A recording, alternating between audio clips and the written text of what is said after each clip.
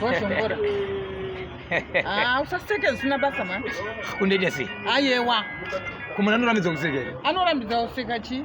Sakuseka ndiri kufara kwacho. Ndiri kukubvunza kuti nyaya dzese dzaunongotora uchingotora nhau unowadzinzwa une makuhwa iwe. Une makuhwa. Chinonzi makuhwa chii? Uri murevi mupepeti wenhau. Amai Jilimba.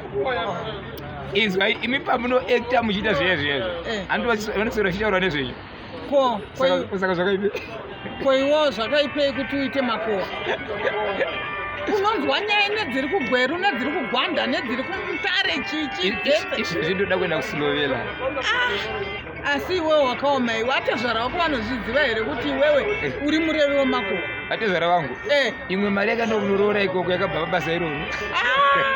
Ndakutya. Chiko vaJilimba. Uri murevi wemakuhwa iwe. Wodati ichokwadi mhuri yeZimbabwe ndatamukana kusangana naAmai Jilimba vanovaziva handiti ka. Vane zvavanoita haiwa kufadza nyika yeZimbabwe sevakatumwa handiti ka. Amai Jilimba ndatamukana nyika inenge iri mukati mekutaura dzimwe dzenguva tinombobvunzwa nezvenyu. Amai Jilimba. Makazvironga sei zvakawanda zvokuita muupenyu. Sei musida kuda kutamba bhora? Sei musida kutamba zvigure? Sei musida kunoita nguva yenyu muchiipedza muri pachechi muchibatsira vanhu pasowe? Sei makada kuita izvi zvinofadza nyika izvi? Zvakambobva papi makazvifunga sei Amai Jilimba? Unoona kuti Bhoshongora. Munhu unozvarwa wakadai. Yes. Kupfumbata chipo chako. Wakachibata mumaoko. Saka uzotora zvipo zvese. Chabhosho choita changu. Saka mimi kana muchiti munhu anozvarwa akatopfumbata, ini ndakazvarwa ndakapfumbatei makuhwa. Injo.